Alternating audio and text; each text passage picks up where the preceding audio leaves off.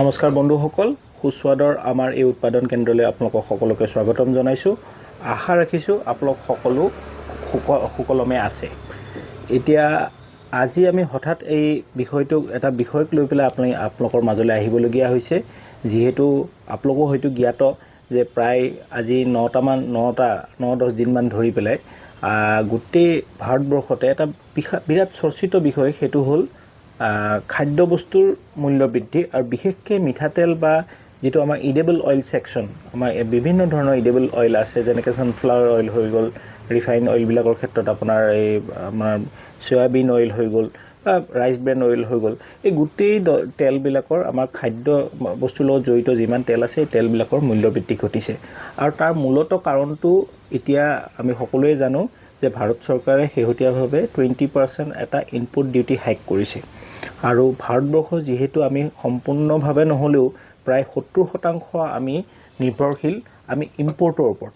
আমাৰ যিমানটো তেল লাগে আচলতে ভাৰতবৰ্ষত, তাৰ 75% মান তেল আচলতে বাহিৰৰ পৰাই আহে আৰু সেইটো বস্তু আহি ইয়াত ৰিফাইন হয় বা বহুত সময়ত ৰিফাইন হৈও আহে।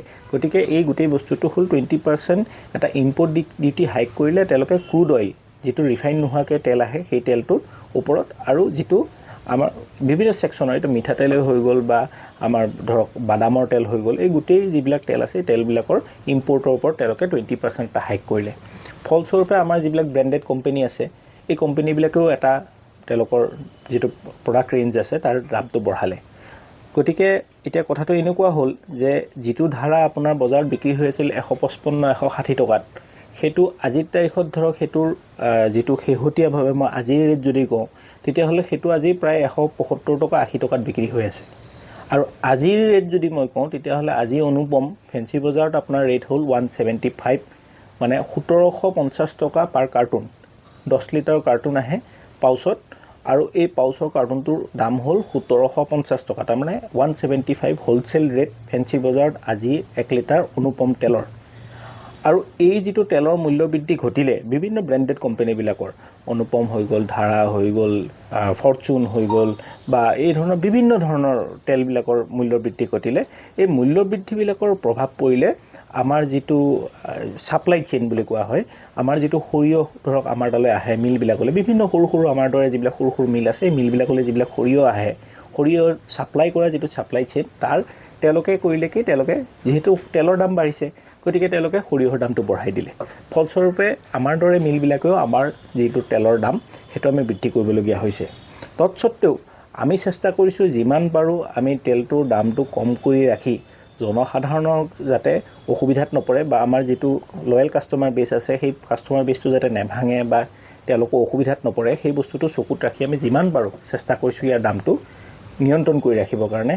লাভ হওক বা নহওক এইটো ডাঙৰ কথা নহয়, কিন্তু যিহেতু আমি ধৰক আমাৰ এটা পৰিয়ালৰ দৰে এটা সম্পৰ্ক হৈ উঠিছে আমাৰ কাষ্টমাৰবিলাকৰ লগত, আমি ইজনে সিজনক জানো আৰু তেওঁলোকেও আচলতে আমাক যথেষ্ট সমৰ্থন কৰিছে বিগত সময়ছোৱাত।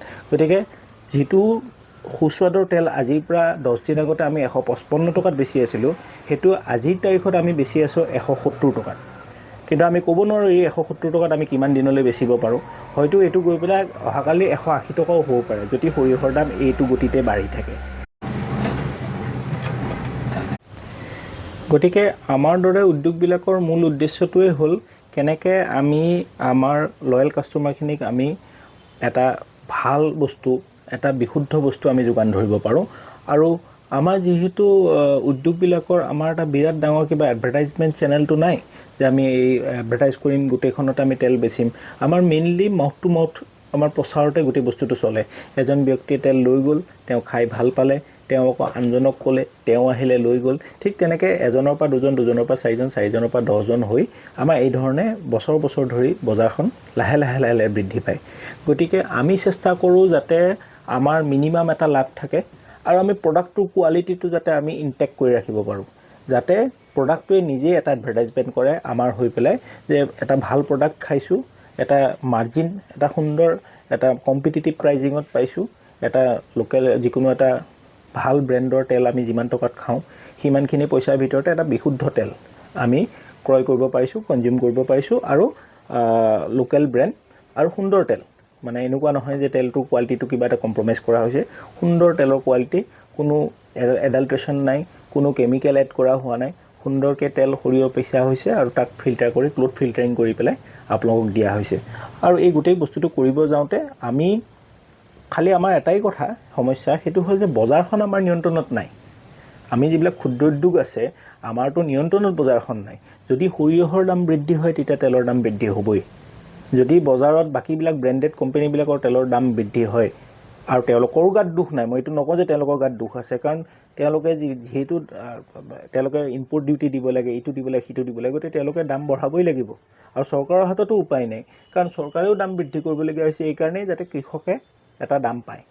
শেহতীয়াভাৱে ভাৰতবৰ্ষত এনেকুৱা এটা পৰিৱেশ সৃষ্টি হৈছে য'ত মানুহ কৃষকসকল তিলহান বুলি যিটো কয়, আমাৰ মানে বিভিন্ন ধৰণৰ অইল চিড, যিখিনি অইল চিডৰ খেতিৰ পৰা মানুহখিনি লাহে লাহে আঁতৰি যোৱা দেখা গৈছে। গতিকে সেই মানুহখিনিক, কৃষকখিনিক আকৌ পুনৰ খেতিলৈ ঘূৰাই আনিবলৈ ভাৰত চৰকাৰে আচলতে এই সিদ্ধান্তটো লৈছে। আৰু সেই সিদ্ধান্তটোৰ ফলস্বৰূপে তেলৰ দাম বৃদ্ধি পাইছে। তেলৰ দাম বৃদ্ধি পোৱাৰ লগে লগে ইয়াত সৰিয়হ বা আন জাতীয় তিলহান যিবিলাক আছে, আমাৰ অইল চিড আছে, অইল চিডবিলাকৰ দাম বৃদ্ধি পাইছে। আৰু অইল চিডৰ দাম বৃদ্ধি পোৱাৰ লগে লগে আমাৰ দৰে উদ্যোগবিলাকেও আমাৰ যিহেতু তেলটো সৰিয়হৰ ওপৰত বা অইল চিডৰ প্ৰাইজৰ ওপৰত ডিপেণ্ড কৰে, গতিকে আমি অলপ বৃদ্ধি কৰিবলগীয়া হৈছে।